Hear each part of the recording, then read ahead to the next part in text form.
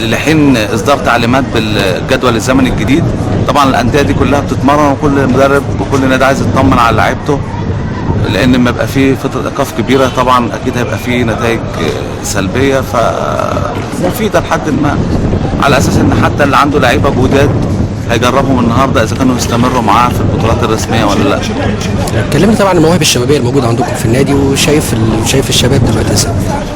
والله المواهب في النادي عندنا الحمد لله بخير. يعني نادي الغرافه طبعا معروف ان نتائجه ما شاء الله، خصوصا مثلا لو في السرعه، في الوثب، في المركبه اكيد العشاري طبعا، او المركبات لو شفت نتائجها السنه اللي فاتت واللي قبلها والسنه دي الحمد لله في كل مرحله سنيه موجودين على منصه التتويج. طبعا في تجديد، يعني كل سنه لازم يكون في تجديد، وفي لعيبه في لها ظروف ممكن توصل لحد مرحله الناشئين ومرحله الشباب، ويبقى في ظروف دراسيه فيبطلوا او يسافروا او كده. بقدر الامكان احنا بنحاول نعمل كل حاجه جديده ان شاء الله، وبنسعى يعني، ومش قاعدين ساكتين. تمام، شكرا شكرا شكرا حضرتك.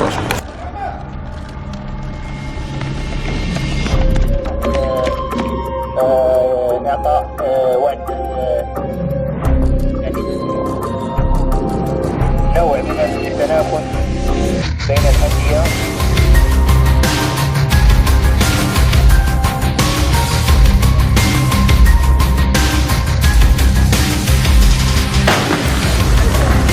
وآتي بجانب الامتنان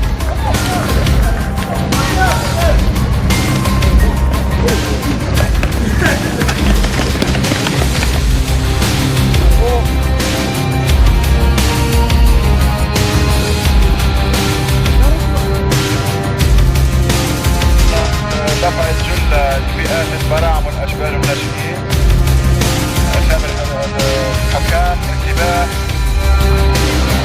بعد قليل بعد لحظات